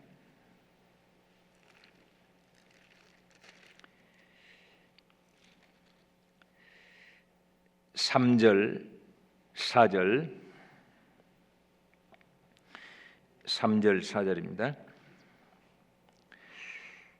내가 받은 것을 먼저 너희에게 전하였노니 이는 성경대로 그리스도께서 우리 죄를 위하여 죽으시고 장사 지낸 바 되었다가 성경대로 사흘 만에 다시 살아나사. 우리 전한 복음이죠.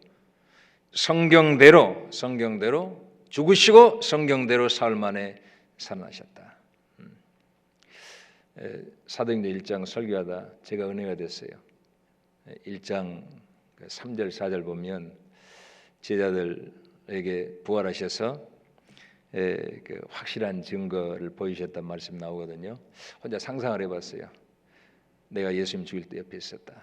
나도 예수님 같이 부인하고 같이 예수님 욕하고, 그리고 주님이 죽는 모습 생생하게 보고 마음에 내가 제자로서 이럴 수 있을까 하는 고통스러운 마음으로 그분을 멀리서 떠나버렸는데 그분이 3일 만에 내 앞에 나타나셔서 손가락 옆구리 다 보여주면서 만져보라 하셨다.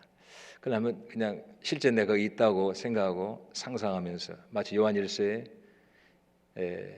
영생, 태초부터 계신 영생에 대해서 우리가 만져보고 보았고 뭐 이런 말씀 나오잖아요. 그 말처럼 내가 부인하고 마치 내가 죽인 그분이 3일 만에 딱 내 앞에 나와서 만져봐라. 내가 너를 위해 죽었다. 그러나 이렇게 살아났다 하는 그 모습으로 만지는 것처럼 상상을 해보니까 너무 두려운 거예요. 놀랍고, 우리가 예수님 배 타고 같이 제자들 갈 때 풍랑 만나는 그 내용 알지 않습니까? 마태복음 8장이나 그냥 풍랑 얘기로 많이 생각했는데, 제가 해군에서 배를 한번 타서 풍랑을 만난 적이 있어요. 근데 그 배가 한 110m 되는 큰 배잖아요. 그런데도 풍랑 치면 굉장히 무섭거든요. 근데 그 작은 배에 갈릴리에서 밤에 불빛도 별로 없을 텐데 풍랑 만나서 물이 막 들어 뒤집어지려고 배가 할 때 그 제자들 심정을 한번 돌아가 보세요. 저도 엄청 겁났을 것 같은데 그때 그 주님이 하신 말씀, 그때 내 믿음, 참 주님 신비한 분이신데 그 주님이 그 말씀 그대로 살아나셔. 지금 살아나서 지금 살아 계시거든요. 그분이 제자들과 40일간 같이 있으면서 같이 드시고 먹었습니다. 내가 40일간 주님과 먹을 수 있다면 얼마나 참 신기하겠어요. 근데 직접 면전에서 제자들하고 먹었어요. 그 경험을 가진 제자들이라면 핍박 두려워하겠습니까? 죽는 거 두려워하겠습니까? 주님 핍박 받으시고 죽으셨는데 살아나신 것처럼 내게 주신 그 약속대로 나도 아무리 핍박하고 죽어도 살아난다. 그 마음 확실히 자기 눈으로 봤잖아요. 다 만져봤잖아요. 그걸 어떻게 부인하겠어요? 제자들 용기가 어디서 나왔겠어요? 자기들이 보고 손으로 다 만져본 거예요. 그 주님 본 거예요. 자기들 눈앞에서 주님 올라온 거 다 본 거예요. 용기 나죠. 죽음이 안 무섭죠. 그 부활하신 주님을 봤습니다. 약속대로 정확히 살아나신 걸 봤습니다. 그리고 자기들 눈앞에서 다리가 땅에서 떨어져서 하늘로 올라가는 것도 다 눈으로 봤습니다. 그리고 신약성경의 성령으로 기록되길 그것은 예수님만을 위해서가 아니라 예수님 누구란 걸 설명과 동시에 장차 그 영광에 나를 불러들이기 위해서 주님 먼저 가신 길이라는 것을. 그래서 에베소 1장에는 예수님이 우리 죄를 위해 죽으셨고 부활하셨고 승천해서 하나님 우편에 앉으셨다. 에베소 2장에서는 우리가 그리스도와 함께 죽었고 그리스도와 함께 부활했고 그리스도와 함께 지금 그 성경은 우리 현재어로 되어 있습니다. 스페인 말은 노스센타모, 지금 같이 그리스도와 앉아 있다. 먼저 그래서 하셨다. 이렇게 되어 있거든요. 내 눈앞에서 주님이 올라가신 것, 내가 부인하고 내가 죽였던 그 주님이 살아나셔서 나를 위해 죽으시던 그분이 내 모든 문제를 해결하시고 나의 처소를 예비하기 위해서 올라가신 모습을 눈에 다 봤어요. 그리고 인생이 어떠다는 걸 많이 느꼈어요. 그 사람이 어떻게 살겠습니까? 당연히 그 영광과 주님을 위해 살죠. 그분의 승천이 신비합니다. 누가 스스로 이 땅에서 하늘로 올라가실 분이 있겠습니까?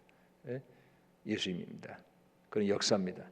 다시 오겠다고 약속을 남기실 때 그 올라가시면서 하시는 약속입니다. 그리고 지금 살아서 하시는 일이 놀랍습니다. 그분은 2000년 전에 이 땅을 떠나신 분이지만 지금도 교회 안에 역사하시고 지금도 만물을 다스리는 특별한 분입니다. 그리고 그가 장차 오신다는 면에서 실제로 그 몸을 가지고 그대로 옛날에 이 땅에 오셨던 모습 그대로 하나님이 아브라함의 하나님이고 이삭의 하나님이고 야곱의 하나님 것처럼 그분은 예수 그리스도, 예수라는 이름을 가지고 있습니다. 그 몸 그대로 부활하신 몸 그대로 다시 오십니다. 이 땅에 사셨던 이 땅에. 그게 신비하고 놀랍죠. 결론을 좀 한번 내려보겠습니다. 신앙생활이 뭡니까? 우리가 뭔가를 봉사를 많이 하고 뭘 많이 하기 전에 우리가 믿는 그 예수님, 그분이 얼마나 놀라운 분이 좀 더 많이 묵상하면 좋겠습니다. 그분이 나를 위해서 존재하고 나를 위해서 모든 걸 하셨고 나를 위해서 모든 걸 지금 기다리고 계신 그분이 얼마나 놀랍고 부유하신 분인지 그분에 대해서 안만큼 내 마음에서 그분을 닮고 싶고 그분을 가까이 하고 싶고 그분처럼 살고 싶고 그런 마음 안 올라오겠습니까? 왜 구약성경, 신약성경에 많은 사람들이 간증할 때 주님 하늘에서는 주밖에 없고 땅에서도 주밖에 없습니다. 주님 당신이 내 구원이고 내 영광이고 내 찬송이고 내 방패고 나의 성이시고 나의 노래고 어떻게 그래야 되겠습니까? 그분이 얼마나 부유하고 놀라운 분인지 마음속에 깨달아지니까 그게 마음속에 간증으로 나온 거예요. 우리 주님입니다. 바로 우리를 위해서 모든 걸 하신 분. 시편 37편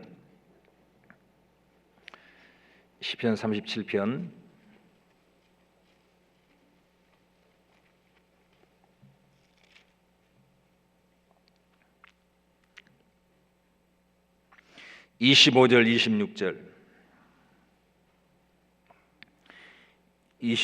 26절 하늘에서는 주 외에 누가 내게 있으리요 땅에서는 주밖에 나의 사모할 자 없나이다.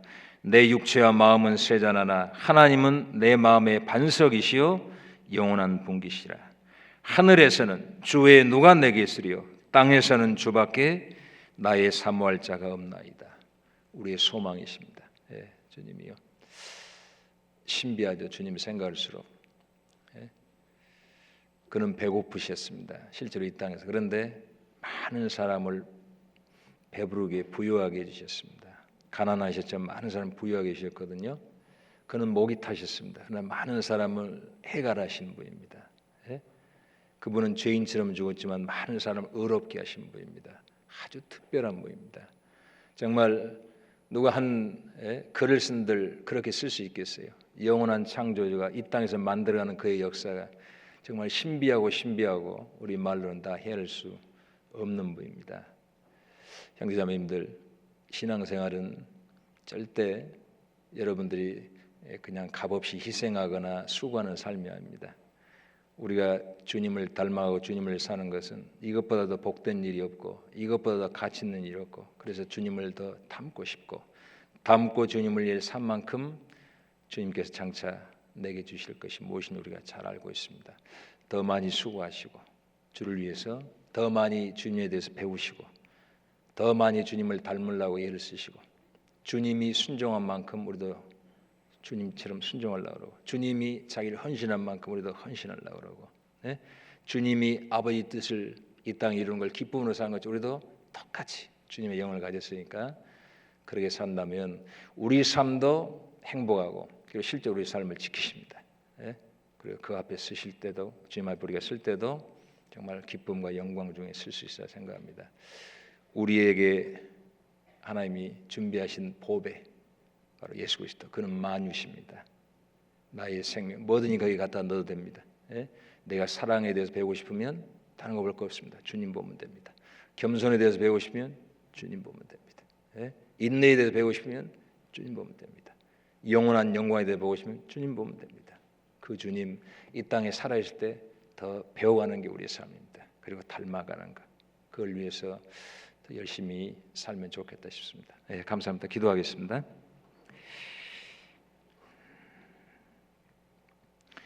주님 감사합니다. 우리를 영원한 멸망에서 건져주시고 영원한 생명과 영광스러운 소망을 주신 걸 감사합니다. 지금도 몸된 교회 안에 두셔서 날마다 가르치시고 교훈하시고 또 우리의 부족한 부분을 또 바꿔주시고 새롭게 온전하게 만들어 주신 주님 감사합니다. 더욱더 주님을 닮고 알아가길 원합니다. 너무 어리석고 부족하기 때문에 주님을 때때로 헤아리지 못하고 우리의 육신의 소욕을 따라 살 때가 많지만 그때마다 우리를 일깨우시고 깨우쳐 주셔서 우리를 위해서 예비되신 그 주님, 그 부요함, 그 모든 것 더 배워갈 수 있도록 인도해 주옵소서. 나머지 생에 주님처럼 이 땅에 살아가다 주님의 영광 가운데 다시 만날 수 있도록 인도해 주옵소서. 주 예수님 이름으로 기도드렸습니다. 아멘.